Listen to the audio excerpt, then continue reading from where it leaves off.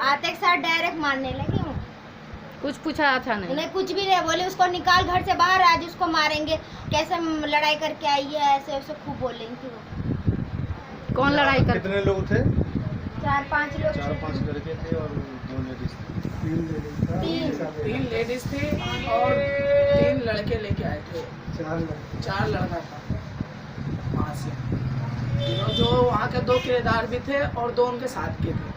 उन लोगों से तुम वाकिफ हो, जानते हो? जी हाँ, वो लोग हम लोग के सामने थे। जिसमें पुलिस वाले आए थे ना, वो लोग भी हम पे हाथापाई चालू कर दिए थे। छुड़ाया कौन? जब इसको क्या नाम है इसका? उसका मुस्कान को मार रहा था तो छुड़ाया कौन? ये भैया थे और मैं छुड़ाई थी और भैया थे। और मेरा एक भाई था, वो तो गया हुआ बाहर काम से। उसने बोला कि इसको अंदर ले जाना तो मार देंगे इसे अंदर।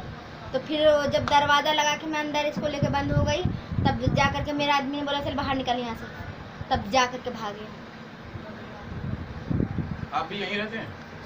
यहाँ पर ये सारा हो रहा है, बताइए। इतना ज़्यादा मतलब कि गरीब तत्व के लोगों को जान करके। बताइए साहब। देखिए, इन लोगों के साथ में इतनी जास्ती हुई है, ये गरीब हैं, इन लोगों का उन्होंने बहुत बड़ा फ़ायदा उठाया है। जो निशा है वो इस लड़की से दुश्मनी का बदला ले रही है, जो कि ये गरीब समझ के, इनका कोई नहीं है और ना इनका कोई पैरवी करने वाला है, ना इनके पास में पैसा है। तो इसलिए इन लोगों को गरीब समझ के इन लोगों को मारा पीटा है और इस लड़की से ज़बरदस्ती उल्टा बयान कराना चाहते हैं कि ताकि वो बच सकें। पुलिस वाले भी उनसे मिले हुए हैं। पुलिस वालों को उन लोगों ने या तो घूस दे रखी है या कोई ऐसी तगड़ी सिफारिश दी हुई है कि ताकि वो उनके खिलाफ़ कोई कार्रवाई ना कर सकें और ये लड़की को परेशान कर सकें। लड़की की माँ अभी भी जेल में है, वो भी गरीब है और नाहक उसको फंसाया गया है। इसमें जो उस कसूरवार है सबसे ज़्यादा, इसमें उस्मान कसूरवार है। एक 16 साल की लड़की के साथ में उसने रेप किया, उसको इतना डराया, टॉर्चर किया कि वो अपने माँ बापों को नहीं बता सकती थी। जब वो प्रेग्नेंट हो गई तकरीबन 3, साढ़े 3, 4 महीने की, तब उसके माँ बापों को पता चला है। तब उसने, उसकी माँ ने, लड़की का क्या नाम है इसको? फातिमा जो लड़की है, इसकी माँ, इसने अपनी माँ को जब बताया भी थी, तब जाके उसने इस टाइप का एक कदम उठाया है। उसमें भी इन लोगों को फंसाया जा रहा है कि जो इसकी माँ ने एबॉर्शन कराया, लेकिन इसकी माँ ने एबॉर्शन नहीं कराया, लेकिन ये इत्तेफाक ही एबॉर्शन ऑटोमेटिक ही हुआ है। तो इसलिए वो, इसकी माँ का क्या नाम है तुम्हारी? जरीना। फातिमा की माँ जरीना फिर इसको हॉस्पिटल में लेकर गई है। जब इसकी तबीयत अचानक ज़्यादा ख़राब हुई है तब उसको हॉस्पिटल लेके गई है, तब वो केस हुआ है। इसकी माँ का इसमें कोई ऐसा रोल नहीं है। मुश्ताक साहब, आपने FIR पढ़ी थी कि जो उसमें आपने FIR पढ़े थे? FIR में ये है, FIR में जो भी फातिमा की तरफ से जो FIR हुई है, उसमें लड़की बता रही है फातिमा कि मैंने ऐसा कोई बयान नहीं किया जो इसमें लिखा गया है। साइन है उसका, उसमें डरा के धमका के पुलिस वाले ने लिखवाया है। पुलिस वाले का क्या नाम? पंकज पुलिस वाला, जामिया नगर थाना ओखला से, और महिला कांस्टेबल थी शांति। उन लोगों ने, इन्होंने जो बोला है वो नहीं लिखा है और ना ये पढ़े लिखे लोग हैं, सीधे साधे लोग हैं। इन लोगों को डरा धमका के उनसे जो इन्होंने बोला है वो इन्होंने नहीं लिखवाया है। ना इनको पढ़ के सुनाया गया है, ना फातिमा के साइन है उस पर रिपोर्ट पर, ना इसकी माँ का साइन है, ना इसके फादर का साइन है। उस रिपोर्ट पर किसी का भी साइन नहीं है।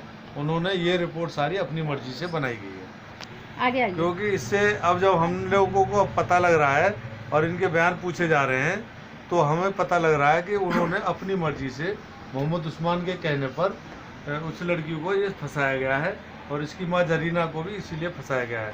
हम सब लोग चाहते हैं कि इसकी माँ जरीना को जमानत पर छुड़वाया जाए और ये अपने बच्चों को पालन पोषण ठीक से कर सके और उनको सही न्याय दिलाया जाए जो इनका सच्चाई का साथी है। ये गरीब लोग हैं, इनकी सहायता की जाए। हम सब, हमारी पूरी team, growing star welfare handicraft society की हम सारी टीम है। हमारी राष्ट्रीय अध्यक्ष साहिदा खातून जी हमारे साथ है, मैं वाइस प्रेसिडेंट कमरुद्दीन सैफ़ी, हमारे भाई मुश्ताक सैफ़ी जी हमारे सोसाइटी से जुड़े हुए हैं और नाजिम भाई भी हमारे साथ हैं जयपुर दिल्ली से। पे इनके पड़ोसियों पे बयान भी लिया जाएगा। देखा था आपने? मैं नहीं थी। तो ये बंद हो बंद हो। नमस्कार साथियों, मैं श्रीमती शाहिदा खातून आप सभी के बीच में एक वीडियो के माध्यम से एक हिंसाग्रस्त केस के बारे में बताना चाह रही हूँ। ये केस मेरे पास आया था सन 2018 में। केस का ब्यौरा इस तरह से था कि लड़की के साथ मकान मालिक के लड़का दुर्व्यवहार करता है। लड़की नाबालिग रहती है, 13 साल के उम्र तक से ही उसके साथ वह सेक्स करता है। 15 साल के उम्र में लड़की प्रेग्नेंट हो जाती है। लड़की प्रेग्नेंट जब हो गई है, उसकी मम्मी को पता चलता है। मम्मी देसी दवाई खिला देती है। देसी दवाई खिलाने के बाद उसकी मम्मी काम पर चली जाती है। काम पर से आती है, झाड़ू पोछा बर्तन के काम उसकी मम्मी करती थी। उसका बाप एक लेबर का काम करता था। वो अपने आप को बता रखा था कि मैं राजमिस्त्री हूँ, अपने बड़ाई की वजह से।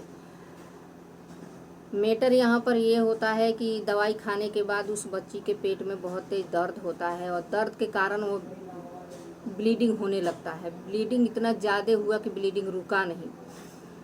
ब्लीडिंग नहीं रुका तब उसकी मम्मी लोकल डॉक्टर के पास लेके जाती है। लोकल डॉक्टर मना कर दिया, बोला डिस्पेंसरी में ले जाओ। जब सरकारी डिस्पेंसरी में लेके जाती है तब उसको ये कह के डिस्पेंसरी वाला निकाल देते हैं कि सरकारी हॉस्पिटल में लेके जाओ। जब सरकारी हॉस्पिटल में लेके जाती है सफदरजंग में, वहाँ पर नर्स ने एमएलसी करवाया। एमएलसी करवा के और लड़की के ट्रीटमेंट किए।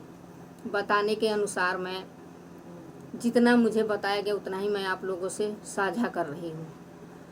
ये घटना है शाहीन बाग, दक्षिणी दिल्ली के शाहीन बाग इलाके में अबू फजल थाने में जब पुलिस सूचना देती है, इमरजेंसी पुलिस जब थाने में सूचना देती है, आईओ लगाया जाता है, आईओ पहुंचता है वहाँ। इस तरह से उस केस में बदलाव किया जाता है और इतना गोलमाल किया जाता है।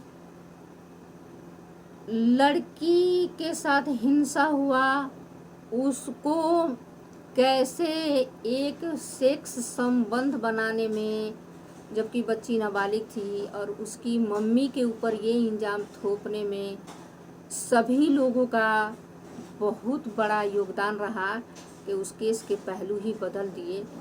माँ के ऊपर ये इल्ज़ाम लगा दी गई, इसकी मम्मी जानती थी और मुझसे पैसे लेती थी। मैं उसमें इन्वॉल्व हुई, मेरे पास खबर आया। मेरे पास घर मकान मेरा बिक चुका था। सन 2010 में मेरा मकान बिका है और ये 18 का घटना है। 18 में मैं जमानती बन के तैयार हुई हूँ, मजिस्ट्रेट साहब के सामने पेश हुई हूँ। मजिस्ट्रेट साहब यह कहते हुए जमानत खारिज किए, मैडम जी आप अच्छा काम कर रहे हो, आप अपने काम को जारी रखो, मैं आपके पीछे पुलिस नहीं लगाना चाहता हूँ। इसके बाप को बोलो, अपने गांव का छोटा सा रसीद भी लाएगा ना, ग्राम सभा के ज़मीन का मुखिया से लिखवा करके, काउंसलर से लिखवा कर मैं उसी पे जमानत दे दूंगा। यह घटना कैसे और किस तरह मोड़ लिया है आप सभी जान सकते हैं। तो देश का कानून व्यवस्था सभी बहुत ज़्यादा उल्टा है, मैं इतना कहना चाहूँगी। जमानती कोई तैयार नहीं हो रहा था उस औरत का। शाहीन बाग ओखला के रहने वाले अबू फजल के मैं संगम बिहार में समाज सेवी, और मेरे पास किस तरह से वो पहुँचे और मैं अपनी फर्ज निभाई, ये वीडियो के माध्यम से आप लोग देखिएगा किस तरह से उस बच्ची के ऊपर हिंसा हुआ है, कैसे हिंसा हुआ है।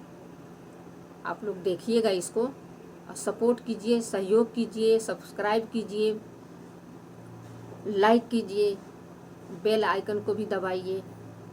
मैं आप लोगों को इस तरह के घटना का अपडेट देती रहूँगी। समाज में जागरूकता बहुत ज़्यादा ज़रूरी है।